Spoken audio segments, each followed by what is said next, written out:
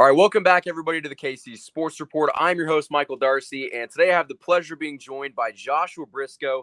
He is the host of the Chiefs postgame show on 810 Sports Radio. He hosts the entirely sports, or almost entirely sports show on 810 Sports Radio. He is the editor-in-chief of the Arrowhead.com, ArrowheadReport.com. I am so sorry about that. And then writer for The Athletic. So a man of many hats, and how you doing today? Good, man. Yeah, lots of different things. Got the shows on 810, Times R's on The Athletic, everything on Arrowhead Report with Sports Illustrated. So, I mean, I'm rarely looking for something to do. And that's a good thing. That's a good thing for the most part. And I'm very appreciative of that, and happy to get to talk to you as well. So I wanted to bring this up, and I didn't preface this in the beginning. Good. I met Josh a couple weeks ago at 810. I was shadowing Blake Schneiders. If you're watching this, shout out to you. I was shadowing him, and we had a little bit of an awkward moment. We tried to go in for a handshake. Here's the thing. If you ever meet Josh Brisco, do not try to shake his hand. He's a big fist bump guy. Don't shake my hand, because I will not touch a normal person. I do not want you within 6 feet of me. No, go ahead. I went in for the handshake. He went in for the fist bump. Then we tried it again. I went in for the fist bump. He went in for the handshake. It's just like we're playing like hot potato over there. I want to be very accommodating. I want to meet the other person's energy. But the other issue is that this was doing a show on Saturday morning. And so, I feel like if we would have met at 6 p.m., when I'm usually preparing to do a show, I would have figured it out. You would have figured it out, whatever. But I think you and I combined that day. I think we figured out had a good 5 total hours of sleep. Oh, yeah. And it did not put me in a good headspace to pivot fist bump to handshake to fist bump to hand. I just wasn't ready for it. Weren't there. Yeah, I was. Yeah, that's exactly right. The fine motor skills were not there. And it was so this is there's no way to tell this story that it sounds like a weird name drop, but really the only point of it is because of the handshake thing. Is that a couple weekends ago, I got to talk to a handful of Royals and Chiefs players at a big memorabilia signing event. And Dan Sorensen sat down, and I went in for the handshake. I was shaking people's hands the whole time, and he just had the fist out. And you have that one moment there of okay, who's gonna flinch? But he's Dan Sorensen, and so I pivoted to the fist bump. I was like, you know what? I kind of like that attitude of I'm gonna put it out here, and then you can meet my energy. But I didn't even have the wherewithal to have that mindset at whatever time in the morning. And it wasn't it was 9:45 or something. It wasn't the crack of dawn. You mentioned it. We had maybe 5 hours of sleep combined. It was just bad. Game the night before, so yeah, that's right. Yeah. So. And I was up watching and doing stuff after the Chiefs game, and that's just what you got to do after a Chiefs game. But it was not smooth. It was not my best first interaction with someone. So I'm glad that we're doing this, because if you told me that this show needed to be an hour and a half today, I would just sit here and do the whole thing with you, because I feel like I need to redeem that moment, and I need to give you something more memorable than that. So at some point, I'm gonna take my shirt off during this show at some point, just so you have another point of reference. That's a screenshot going straight to Twitter, my friend. So that thumbnail is gonna work. I have a new tattoo that I got. I'm about to peel the Sanoderm off of at some point today. It's been there for about a week, so I could do a big reveal and then just do this show. Do this show shirtless. I feel like that could really be good for the numbers. I was gonna say boost the numbers. So yeah, getting away from that. Please. The Chiefs play the Browns this Sunday. Week 1 of the NFL season's underway. And honestly, that's pretty insane to think that we've gotten through this offseason after losing the Super Bowl. I know it was a rough time for a lot of Chiefs fans, but now we're here. And the NFL season is less than 3 days away. So what are your thoughts on this upcoming game, and what are you looking out for? I mean, there's so much, and also so much of it is stuff that we have taken these topics and we've just smushed them into the ground for basically since the Super Bowl. If you want to talk about the offensive line, we totally can. But also, we've talked about the offensive line so much. This is a true story. I just remember that this happened. Last night, really maybe early this morning, I think it actually would have been, I had a dream that there was a report that Creed Humphrey was out for going to be out for months, was the report. I don't remember what the injury was. My dream did not fill that part in. But I literally had a dream that Creed Humphrey got hurt, because that is in my subconscious. Like that is, I don't know what Sigmund Freud would think about what I'm dreaming about right now, but it's the Chiefs. It's literally the Chiefs offensive line. So, we've talked about that all the time. And like, I also will say, we saw them through 3 preseason games. We saw the ones get a good amount of work in the preseason games. But even whenever they were going up against the defense's ones, they were often going up against the Nick Bosa, D Ford-less group, the Chandler Jones-less group. And so you were kind of getting only even partial versions of the first team. And so then now this week, they're going to get Myles Garrett and Jadeveon Clowney on the edges. And if you had any concerns about Orlando Brown Jr. and Lucas Niang, you're going to have a chance to either really overreact or at least just to get some new information against some great edge rushers. So, I mean, I think that's the biggest story. It's just also a story that we've talked about so much to this point that there's no doubt in my mind that most people know to look out for that. You know, it's kind of a fun cycle at this point. Everybody talks about it. It's like you almost have to go out of the comfort zone and find something else to pick on. And I think, honestly, I don't know what your takes are on this, but I think the linebackers are going to be someone to watch because I was going to go there next, actually. We're linked up. Willie Gay's probably not going to play. I think he's got turf toe, so he's on IR. He's on IR at least the first 3 weeks. Okay. Nick Bolton, rookie guy. I think he's got a lot of talent, but the problem is you're throwing him into a pretty big role week 1. Ben Neiman, I don't even have to talk about Ben Neiman. You guys know how I feel about him. I mean, are you a Ben Neiman guy? No, I mean, here's where I will find myself defending Ben Neiman and a lot of guys like him. He is great in a certain role. The issue is that whenever you take a guy like that out of that role, if Ben Neiman's your 4th linebacker, your linebacking core is probably pretty good. If he is your 3rd linebacker or he's one of your 2 guys that's out there in a sub package, if it's Anthony Hitchens and Ben Neiman with at least 5 defensive backs out there, that's when you get into trouble. So I do find myself often, I guess, kind of walking the fine line of saying, Ben Neiman should absolutely not be getting 80% of the defensive snaps or whatever. That's not, you don't want to be there. But also, every single NFL player is so outrageously good at football that it's literally like watch college football for a weekend and you will find out like, like 7 of these dudes that I've seen should actually have legit NFL playing time unless you're watching Alabama. Like that, not 7 guys in one game, 7 guys that you will see over the course of a weekend. Like it really is totally bonkers. And so Ben Neiman as your 4th linebacker, as a guy that like in a game like this is going to probably have to account for probably covering some of the running backs out of the backfield, which is some stuff that I'm always kind of thinking about because I think that's usually a fun matchup. A super athletic running back or a guy that's comfortable catching the ball and then getting into space like Kareem Hunt. Nick Chubb can do it also, and they're not Austin Eckler, who they have to see, I think, in week 3 without Willie Gay, which also stinks. He's got a hamstring injury right now. That's true. That's true, which is, I think, bad for at least one of my fantasy teams, but I don't remember for sure because I drafted all 3 leagues back to back to back in one night. So really, I don't remember anything. But like you find these matchups where Ben Neiman can actually be helpful, right? But if he's the guy that's out there playing your will linebacker spot in a base package, if he's out there as one of your 2 guys in sub packages on a regular basis, if he's your best coverage linebacker, you're in trouble. But that's true for a lot of guys.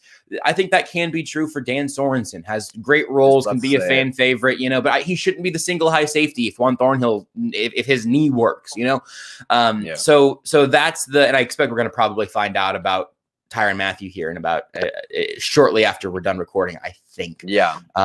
But that's sort of generally my thing is that this works across sports. The worst player on your starting lineup is an incredible guy to have coming off of your bench most of the time. And I think that's kind of where Ben Neiman ends up being. His situation has not done him any favors for most fans. And I think that's also totally valid.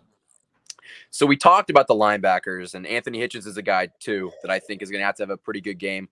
I think that Nick Chubb and Kareem Hunt are going to have themselves a day. It's going to be pretty tough to stop, but we saw it in that playoff game. They can perform as great as they can. They still got to beat Patrick Mahomes and stop him. And I don't think that's really going to happen. What are your takes on Patrick Mahomes and this Chiefs offense, and what are you kind of looking for week 1? I mean, I think that what you just touched on there, this is a weird plug because I don't actually write for The Athletic anymore. I do Times Ours with them.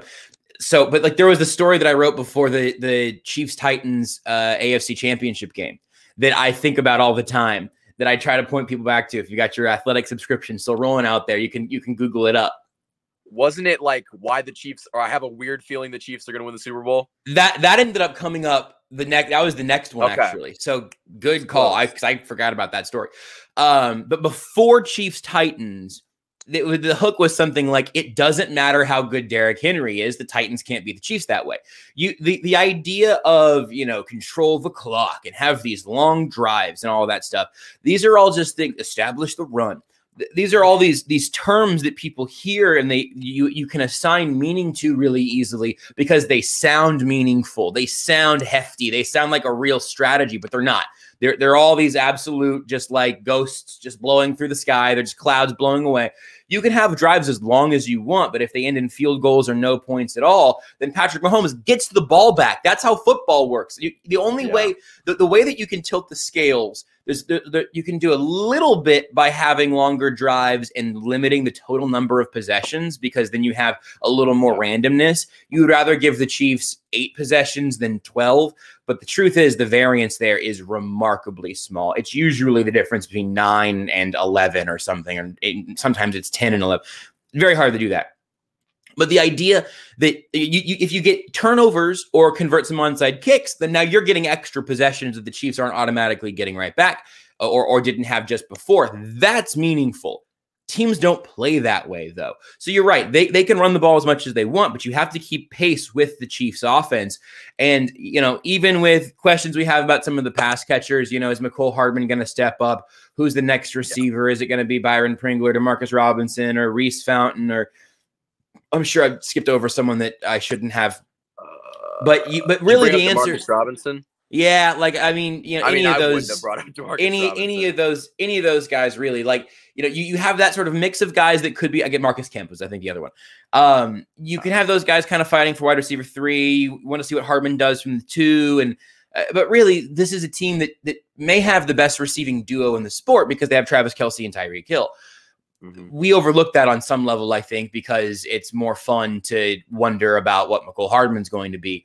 But I just would be really, really, really surprised if the Chiefs offense fundamentally struggles in this game.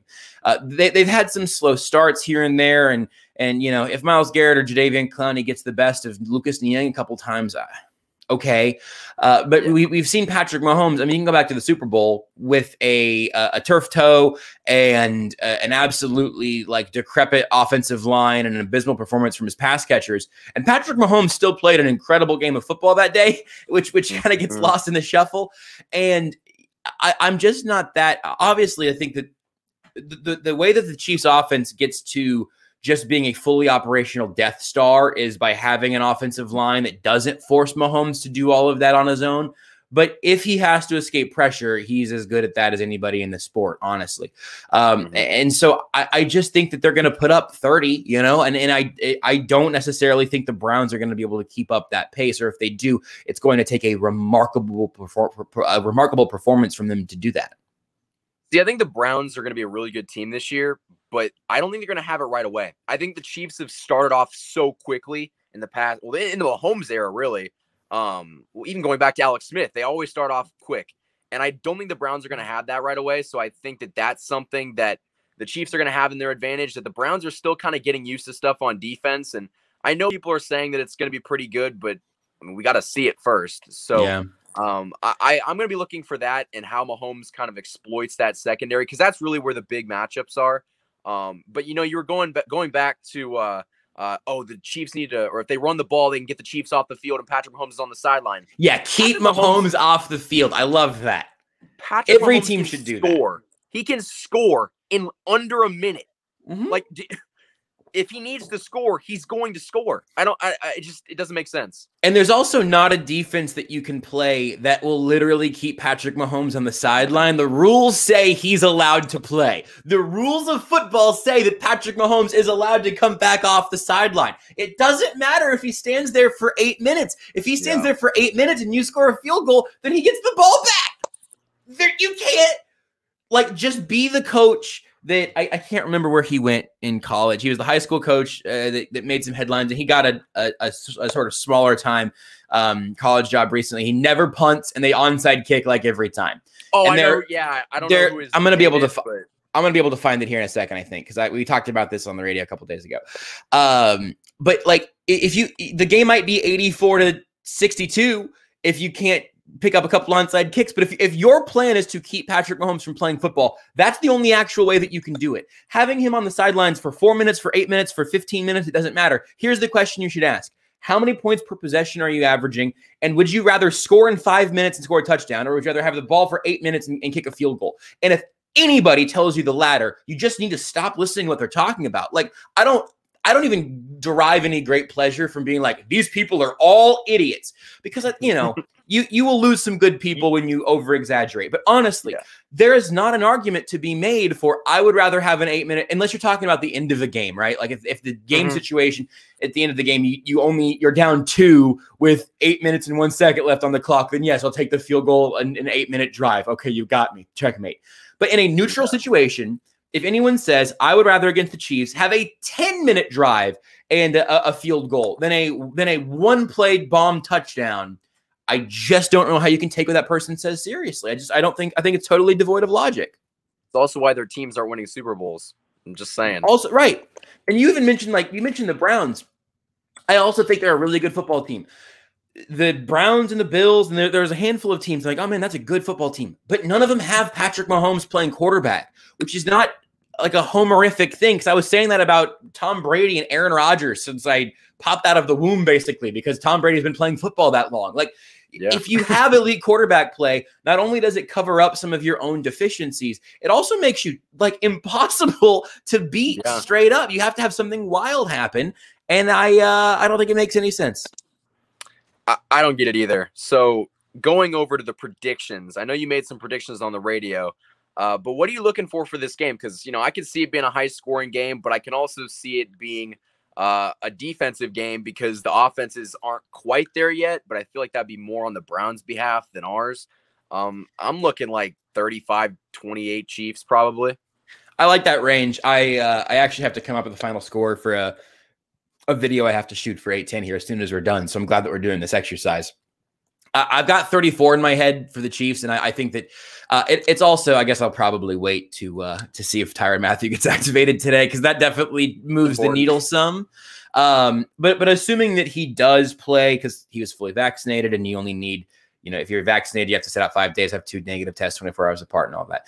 And Andy Reid yesterday made it sound like there was good news on the testing front. So I'm hoping that we hear good news here shortly after we're done recording this. But yeah, I kind of like I think the line that I saw is 6 or 7 in some places.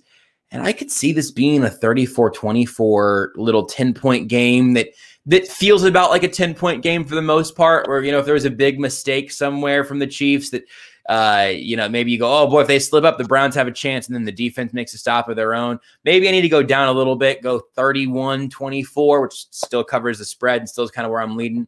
I'll go 31-24. I'm going to lock it in right here. A KC Sports Report exclusive. You got my first actual score prediction of the 2021 NFL season. I'm going to write it down so I don't accidentally forget later. What did I say? 31-24.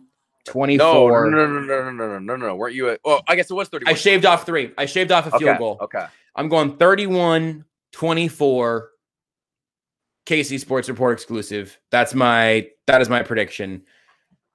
But the Browns are going to score, 3 touchdowns and a field goal sounds about right. I'm okay with that. See, I could see this game being like a 3-point game, or the Chiefs win by 2 touchdowns. Like there's really no in between. I think it could be close or not close. Almost nothing would surprise me out of week 1, because I still don't think I don't have a perfect read on the Browns. And so, again, sometimes the Chiefs will weirdly start slow and then end up having a huge second half, and the final score is a 3-point game. And you're like, oh man, it was close. It's like, well, actually, they went bombs. They were going to go bombs away in the second half. And then Andy Reid pulled his foot off the gas for some reason, which usually means they don't win by a ton. But also, they've had very, very successful week 1 matchups. I will say this. 3-point game, 7-point game, 14-point game, whatever. I am really confident that the Chiefs will win this game straight up. Yeah. So really quickly before we wrap up, what are your keys for a Chiefs win? That's a good question. I mean, I'm trying to think of something that we haven't already talked about because the We know the offensive line offensive stuff line, we've covered. We know the offense.